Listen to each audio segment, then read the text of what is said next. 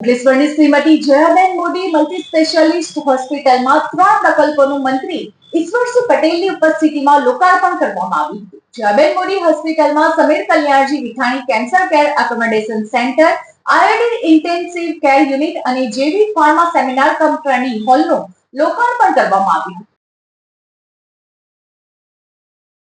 અંકલેશ્વર ઔદ્યોગિક વિકાસ સોસાયટી સંચાલિત જયાબેન મોદી હોસ્પિટલમાં Samir Kalyanji Vithani cancer care accommodation centre, iodine intensive care unit અને JB pharma seminar cum training હોલનો લોકાર્પણ સમારોહ યોજાયો હતો। રાજ્યમંત્રી ઈશ્વરસિંહ પટેલ, ઝઘડિયાના ધારાસભ્ય રીતેશ વસાવા, જિલ્લા ભાજપ પ્રમુખ પ્રકાશ મોદી સહિતના મહાનુભાવો આ પ્રસંગમાં જોડાયા હતા। આ સાથે જ ઓએનજીસીના એસેટ મેનેજર જેએન સુકનંદન દાતા અને જેબી ફાર્માના સીઈઓ નિખિલ ચોપડા, એસકાય આયોડિનના એમડી કેતન શાહ, વિજયાબેન પટેલ, ડોક્ટર વંદના પટેલ, વિમલકાંત જેઠવા ઉપસ્થિત રહ્યા હતા।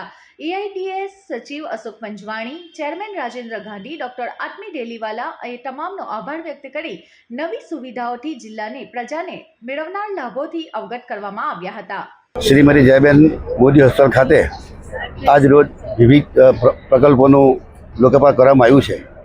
એમાં એક તો આઈસીયુ યુનિટ, ટ્રેનિંગ હોલ અને પેશન્ટના સગા સભ્યો રહેવા માટેનું હોસ્ટેલનું પણ નિર્માણ કરવામાં આવ્યું છે।